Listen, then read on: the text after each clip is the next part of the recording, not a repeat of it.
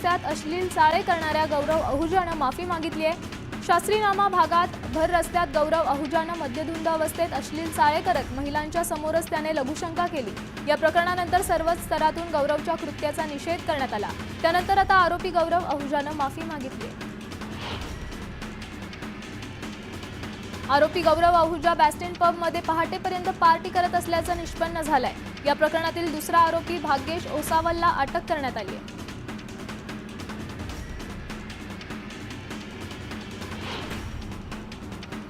आरोपी गौरव अहुजावर याआधी क्रिकेट सट्टेबाजी खंडणी तुरुंगवास प्रकारचे गुन्हे दाखल असल्याचं समोर आलंय। माहिती अधिकार कार्यकर्ते विजय कुंभार यांनी याबाबतची माहिती दिली। गौरव मागे राजकीय वरदहस्त असल्याचा आरोपही त्यांनी केलाय। पुण्याच्या सिंहगड रोड परिसरात दाम्पत्यावर कोयत्यानं हल्ला करण्यात आला। कोथरूड परिसरातील MIT कॉलेजजवळ रिक्षाचालक नागरिकांमध्ये तुफान हाणामारी झाली, तर मोमीनपुरा भागामध्ये वाहन लावण्यावरून 2 गटांमध्ये राडा झाला।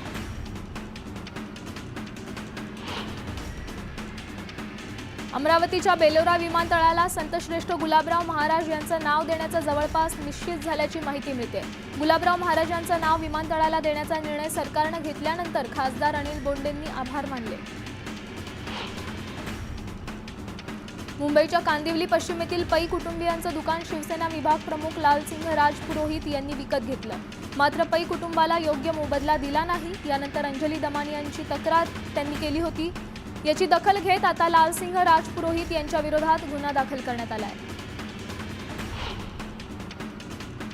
सत्ताधारीच विधानसभेच्या पायऱ्यांवर बसत आहेत, हा मूळ प्रश्नांवरून भटकवण्याचा प्रयत्न आहे अशी टीका खासदार अमोल कोल्हेंनी केली आहे। अबू आझमी काय म्हणाले यावर जर महाराष्ट्राच्या विधानसभेत गदारोळ होत असेल तर शेतकऱ्यांच्या प्रश्नाचा काय असा सवाल त्यांनी उपस्थित केलाय। महिला सुरक्षेसाठी सरकार कटिबद्ध असून महिलांनी देखील आत्मसंरक्षणासाठी सज्ज राहावं असं आवाहन गुलाबराव पाटलांनी केलंय। बाळासाहेब ठाकरेंच्या एका भाषणाची आठवण काढत महिलांची पर्समध्ये मिरची पूड आणि चाकू ठेवला पाहिजे असे ते म्हणाले। शक्तीपीठ महामार्गावरून मंत्री हसन मुश्रीफ यांनी U-टर्न घेतलाय। शक्तीपीठ महामार्गाला माझा व्यक्तिगत विरोध नाही, शक्तीपीठ महामार्गाला शेतकऱ्यांचा मोठा विरोध होता। विधानसभा निवडणुकीवेळी मला 2-3 ठिकाणी अडवण्यात आलं होतं, त्यामुळे लोकांसाठी आम्ही शक्तीपीठ महामार्गाला विरोध केला होता असं मंत्री हसन मुश्रीफ म्हणाले। कोल्हापुरातून जाणाऱ्या शक्तीपीठ महामार्गाच्या समर्थनार्थ मेळावा पार पडला। यावेळी बोलताना गोपीचंद पडळकरांनी कोल्हापूरकरांचं कौतुक केलं। कोल्हापूरकर कधीही आडमुठी भूमिका घेत नाहीत असं पडळकर म्हणाले। राजकीय बाधित शेतकऱ्यांनी इतर शेतकऱ्यांना धमकावू नये असा सल्लाही त्यांनी दिला। शक्तीपीठ महामार्गाच्या माध्यमातून 50,000 कोटी रुपयांचा घोटाळा केला जात असल्याचा आरोप राजू शेट्टींनी केलाय। पैसा लाटण्यासाठी या मार्गाचा घाट घातला जात असून आहे असं शेट्टी म्हणाले। महिलांवरील वाढत्या अत्याचाराच्या घटनांबाबत रोहिणी खडसेंनी राष्ट्रपतींना पत्र लिहून एक खून माफ असावा असं पत्रात म्हटलंय। यावरून गुलाबराव पाटलांनी निशाणा साधलाय। रोहिणी खडसे कोणाचा खून करतात हे त्यांनी सांगावं असं मिश्किल टोला त्यांनी लगावला। औरंगजेबाची कबर पाडण्याची मागणी योग्य आहे असं म्हणत सांस्कृतिक मंत्री आशिष शेलारांनी या मागणीचं समर्थन केलंय। या मागणीवर मुख्यमंत्री अंतिम निर्णय घेतील असंही ते म्हणाले। CIDनं कराड गँगच्या हत्यांची चित्र रेखाटून दोषारोप पत्रात सादर केली आहेत। देशमुखांच्या अंगावरील 150 जखमा याच हत्यारांनी झाल्यात। गॅसच्या पाईपला वळवून मूठ तयार केली गेली होती। लोखंडी पाईपला लावले क्लच वायर होते। नराधमांनी याच हत्यारांनी देशमुखांना मारहाण केली होती। कराड गँगने बनवलेल्या हत्यारांमुळे मृत्यू होतो का याचा 3 डॉक्टरांच्या वैद्यकीय पथकाने दिलेला अहवाल CIDने दोषारोप पत्रात जोडलाय। या हत्यारांनी मृत्यू होऊ शकतो असं डॉक्टरांनी अहवालात म्हटलंय। वाल्मिक कराडच्या संपत्तीवर धनंजय देशमुखांनी प्रश्न उपस्थित केलाय। कराडकडे 50-50 कोटी रुपयांच्या गाड्या आहेत, त्या मेहनत करून कमवल्या आहेत का असा सवाल उपस्थित केलाय। कराडच्या संपत्तीचा आकडा ऐकून सर्वांना धक्का बसेल असं देशमुख म्हणाले। संतोष देशमुख हत्या प्रकरणाच्या निषेधार्थ जिंतूरमध्ये कडकडीत बंद पाळण्यात आला। देशमुख हत्या प्रकरणाचा खटला फास्ट ट्रॅक कोर्टात चालवावा, आरोपींना फाशी देण्याची मागणी करण्यात आली आहे। संतोष देशमुख हत्या प्रकरणाच्या निषेधार्थ साताऱ्यात मराठा क्रांती मोर्चासह विविध संघटनांनी भव्य मोर्चा काढला। संतोष देशमुखांच्या मारेकऱ्यांना कठोर शिक्षा देण्याची मागणी आंदोलकांनी केली। संतोष देशमुख हत्या प्रकरणातील फरार आरोपी कृष्णा आंधळेला लवकरात लवकर अटक करावी, त्याची प्रॉपर्टी जप्त करावी या मागणीसाठी पाथर्डीत बंद पुकारण्यात आला। व्यापाऱ्यांनी या बंदला उत्स्फूर्त प्रतिसाद देत मोर्चा काढला। सतीश भोसले उर्फ खोक्याच्या घरी वन्यजीव प्राण्यांच्या शिकारीचं घबाड सापडलं। धारधार शस्त्र, जाळी, वाघूर आणि इतर साहित्यांसह प्राण्यांचं मांसही खोक्याच्या घरी सापडलंय। गांजाही सापडल्यामुळे गांजा तस्करीचा संशय व्यक्त होतोय। बीडच्या शिरूर शहराजवळील झोपेवाडी शिवारात खोक्याचं घर आहे। सतीश भोसलेच्या घरी शिकारीचं साहित्य सापडल्यानंतर चौकशी करण्याचे आदेश दिले असून या प्रकरणाचा खातरजमा करून सतीश भोसलेवर कडक कारवाई केली जाईल, अशी प्रतिक्रिया वनमंत्री गणेश नाईक यांनी दिली।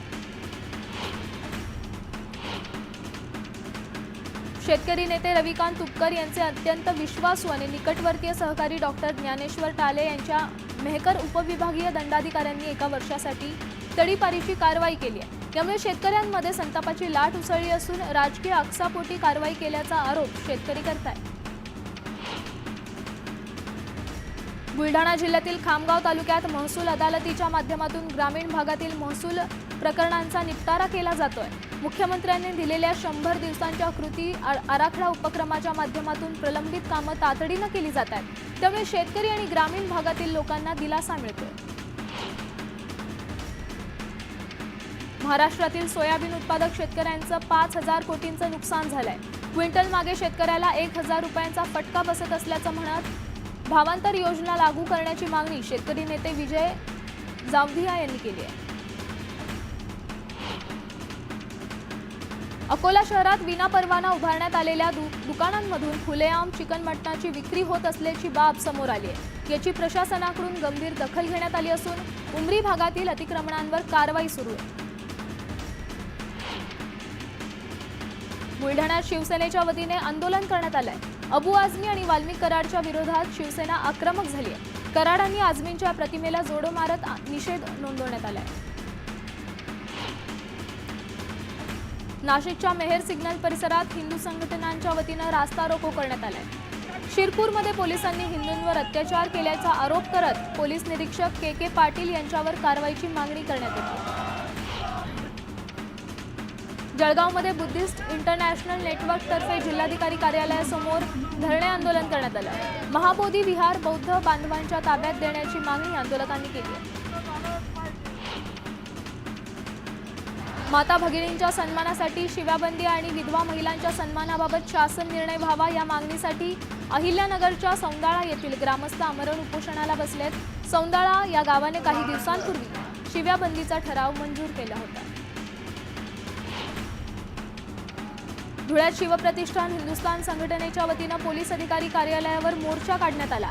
शिरपूर शहर पोलीस ठाण्याच्या प्रभारी अधिकाऱ्यांनी संघटनेच्या एका कार्यकर्त्याला मारहाण केली होती। या घटनेच्या निषेधार्थ हा मोर्चा काढण्यात आला। जागतिक महिला दिनानिमित्त छत्रपती शिवाजी महाराज टर्मिनस येथून शिर्डीला जाणाऱ्या वंदे भारतचं सारथ्य एका महिलेकडे देण्यात आलं। रेल्वे सेवेचा प्रदीर्घ अनुभव असलेल्या सुरेखा यादव यांनी आपल्या को पायलटसह मुंबई शिर्डी या वंदे भारत रेल्वेचा सारथ्य केलं। महिला दिनानिमित्त सांगलीच्या मिरजेतील पोलीस चौकीचा कारभार महिला कर्मचाऱ्यांनी चालवला।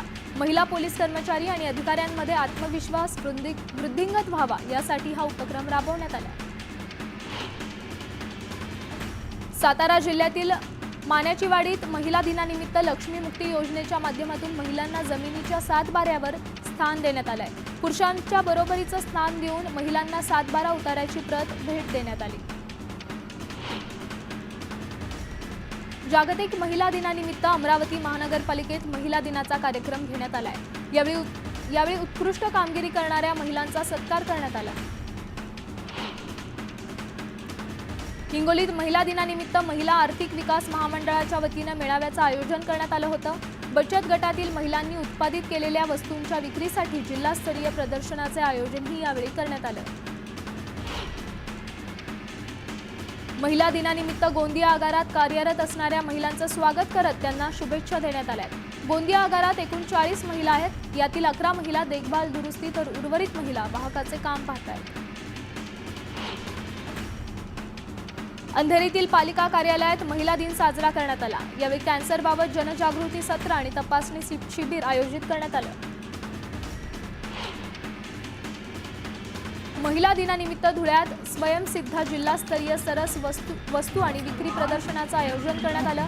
महिला बचत गटांकडून तयार करण्यात आलेल्या वस्तू या प्रदर्शनात विक्रीसाठी ठेवण्यात आल्या। जागतिक महिला दिनानिमित्त जळगावच्या चोपडा नगर परिषदेत हिरकणी कक्ष सुरू करण्यात आलाय। कक्षात लहान मुलांसाठी खेळण्यांसह महिलांसाठी विशेष सुविधा पुरवण्यात आल्या।